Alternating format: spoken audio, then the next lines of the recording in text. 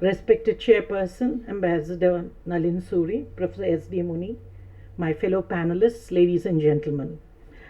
The idea behind my paper is to see whether India as a norm builder is something modern after 1947. I've somehow come to understand that everybody begins India at 1947. I think India is a civilization.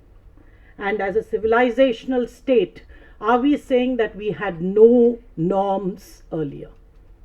Did we start all anew like many of the other later civilizations like the United States of America and others who have a lot less history? So here I contest this. I basically believe that India has been a norm builder. Maybe we have had a history of what I would call rupture, denial, and ignorance, and a dichotomy among the Indian scholars. One which believes that the Indian tradition is communal, the Indian tradition should not be touched, and if it is touched, it would make India a sectarian state. But at the same time, we applaud China doing it on its Confucian tradition and bringing up a lot of texts on strategic thought. So this is the first position I would like to put in, that is saying that norms, when I'm talking of norms and India as a norm builder, I would like to go far behind. And the second issue that I would here like to bring in is India as a Paradox was written by Myron Venier. Many people claim that democracy and cultural pluralism, political pluralism was something we learned from British colonialism. Maybe partly true, but if that is so, then why is Myanmar, Pakistan, Nigeria not democracies? Why only India? So I would not give the credit entirely to British colonialism. I think the soil in which you have to transplant institutions have to be as fertile and as acceptive as the institutions themselves. So I would rather say that India has a tradition of cultural pluralism, tolerance, which comes from its civilizational history. This is the second major point I would like to bring in. And I would also request all of you, I don't have a PowerPoint presentation, when we look at the map, please look it upside down. You're all land-based. I come from the southern state of Tamil Nadu. I would tell you, look from that side. It's all the sea. So one of my presentations would be on the so-called break we have done with South Asia. He was lamenting. I think South Asia, I would look upon it as a China-centric organization. An organization that wants to keep India contained to the south of the Himalayas and within a region. I think this look east policy was a masterstroke, but I will say it's a continuity of the Chola policy of the trading proto-states which the Chola dynasty did. I want to remind you that last year was the 1000th year of Rajendra Chola and nobody celebrated it. So we are the marginalized history of India. Indian history is not Mughal history and the Nehru-Gandhi dynasty. I think we should go beyond that. This is one other thing. Now let me go to norms. The notional concept of norms varies from time to time in congruence to the nature of the world politics and the variant actors. However, it can be stated that most of the time the role of one is heightened in hyperconnotation. The basic identifiable variable is the actors, the individuals. And here when I'm trying to identify certain norms that I think India has contributed to, if not built systematically. And I think here again we have another problem. Unlike the West, we have not been systematic writers. Ours is smriti and shruti, meaning we hear and we remember. We don't write. And if you're going to go only by written history, I think Indian history would be extremely anemic. So that is another major issue I'd bring. And here first I would say that we have been builders in terms of statecraft, individual freedom, tolerance, peaceful coexistence, trading proto-states, and I would say not soft power, but sublime power and spiritual universalism. So these are the issues that I want to raise before you. And while raising it, I just want to theoretically go through what a norm goes through. The cycle, I'm using the constructivists, especially Martha Finnemore and others. There is the issue first of norm emergence. Are we trying to say that India never had any emergence of norms? I would contest this. I think there were a lot of norms. The only problem has been that we have contesting historical interpretations which have not allowed us to get to a unified history writing in this country. As Robert Cox rightly says, theory is written for some purpose and someone. I think history in modern India is written also for some purpose and someone. And that has been the unfortunate thing. So if we see clearly, this has been an issue that we will have to deal with when we are talking of norm emergence, and norm emergence is the first tipping point. The second stage is the norm cascade. In the second stage, states adopt norms in response to international pressure, even if there's no domestic coalition pressing for adoption of the norm. So when I'm going to take the example of the Chola expansion into Southeast Asia, especially that of the Rajendra Chola, if you see very clearly, we were not colonizers. It was basically to protect trading routes. So India as a trading state and the Chola Empire, it was more through culture and trade that they tried to unite this area. And if the last is norms internalization. Norms internalization is argued that over time these norms get internalized, and there have to be pressures from the professionals for the codification and universal adherence of the apparently accepted norms. I think somewhere India has not been able to do this because India never believes in imposing its will. That's why I would say we don't believe even in soft power. We believe in sublime power. I will explain it when I talk about spiritual universalism of Sri Aurobindo and Swami Vivekananda. So I think when you look upon India, you'll have to look upon from a different framework and theoretical lens. You're putting us into your Western frameworks. We don't fit in. We are not a nation state. I maybe call us a civilizational state. So I would beg that we would have to have, maybe we have yet to build frameworks, but we should do it. The second issue, the arguments that I want to bring in with my theoretical position is one, the first norm I think India has brought in as a civilization is a shared value system which includes the acceptance of international norms.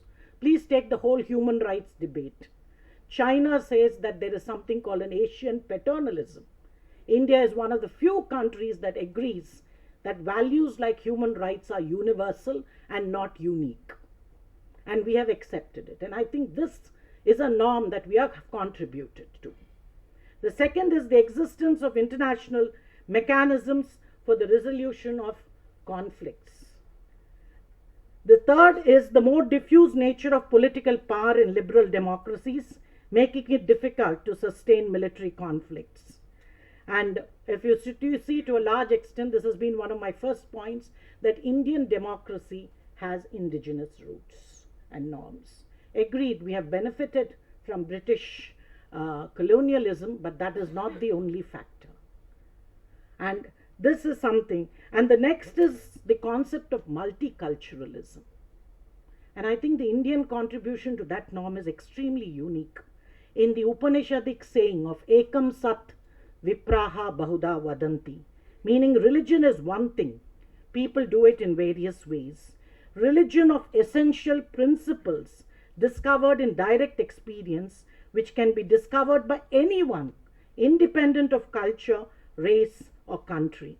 A mythology can never be universal. A ritual can never be universal.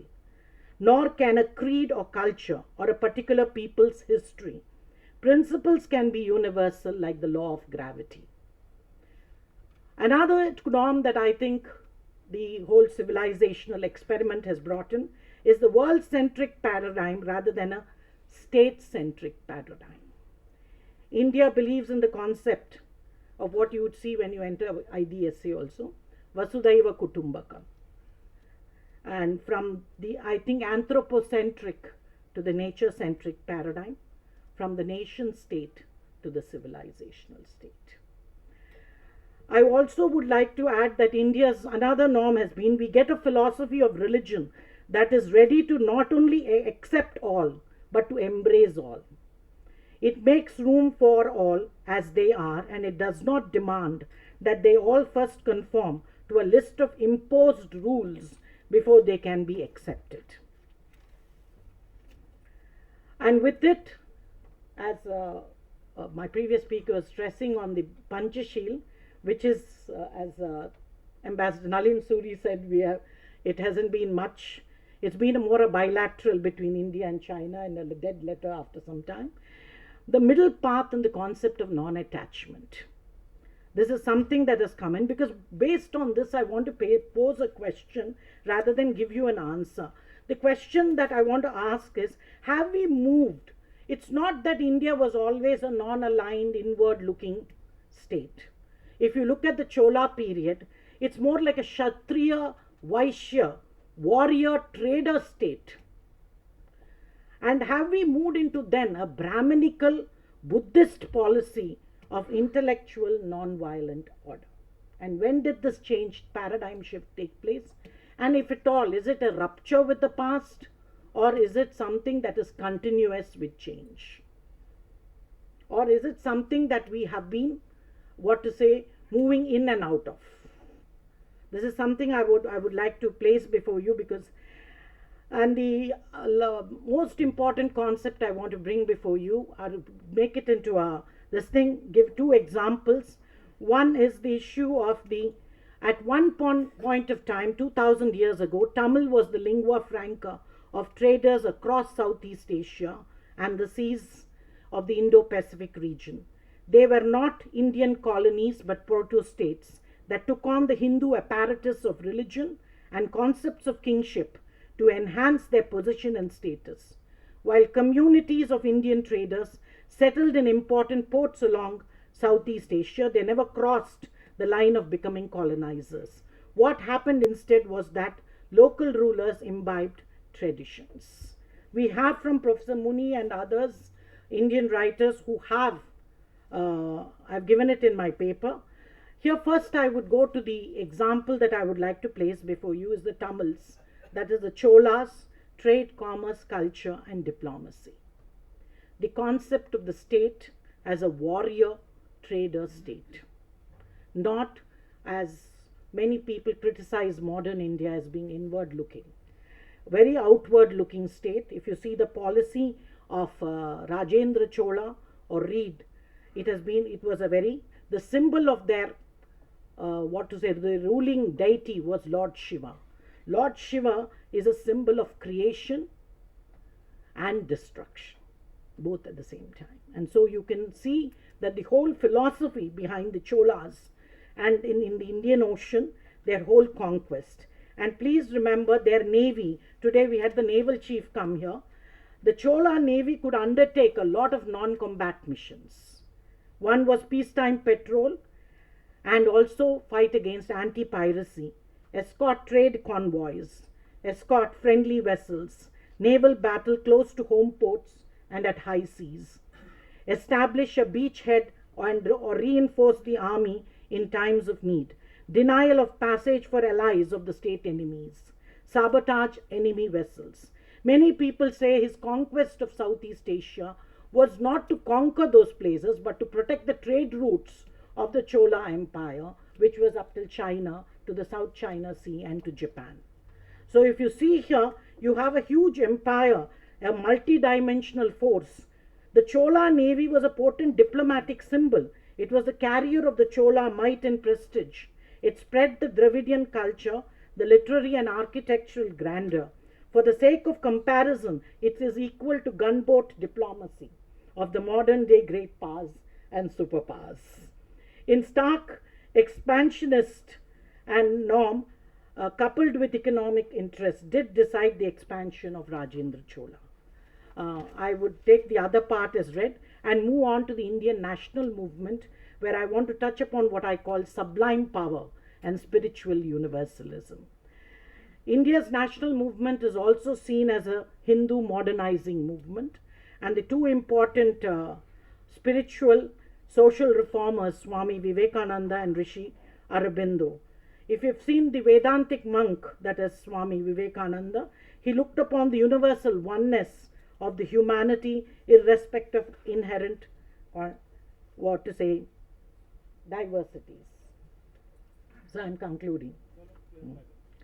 According to Rishi Aurobindo, the philosophical norm of intellectual absurdity and its original philosophical contribution to the norm building of India, when all mankind reaches higher levels of spiritual consciousness together with the final stage, which he calls Satchidananda, or the universal omnipresent and omnipotent spirit.